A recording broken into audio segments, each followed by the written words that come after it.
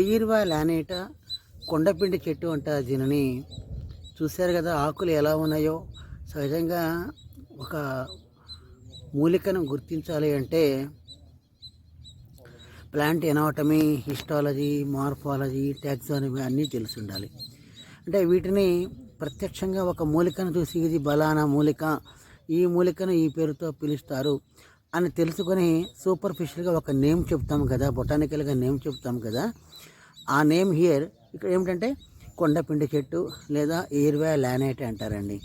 ఈ చెట్టు జనరల్గా మూత్రపిండాలలో ఉండే రాళ్లను కరిగించేందుకు ఉపయోగపడుతుంది. దీని యొక్క ఆకులను, కనిపిస్తున్న పుష్ప విన్యాసములను, లేత కాండమును ఉపయోగిస్తారు. అయితే వీటిని పప్పుగా చేసుకొని కూడా తింటారనమాట.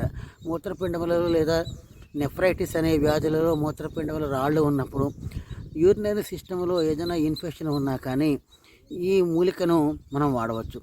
దీనినే కొండపిండి చెట్టు అని కూడా అంటారు. చూశారు కదా కొండపిండి చెట్టు ఎలా ఉంటుందో. ఎక్కువగా యూరినరీ ఇన్ఫెక్షన్స్లో కానీ మూత్రపిండములలో రాళ్ళు చేరినప్పుడు ఈ ఆకుల యొక్క చూర్ణమును కానీ లేదా ఈ మూలం చూర్ణమును కానీ పొడి చేసి 0.5 గ్రామ్ to 1 గ్రామ్ వరకు 3 పూట్ల కూడా వాడుకోవచ్చు. ఎయిర్వా లానేటా.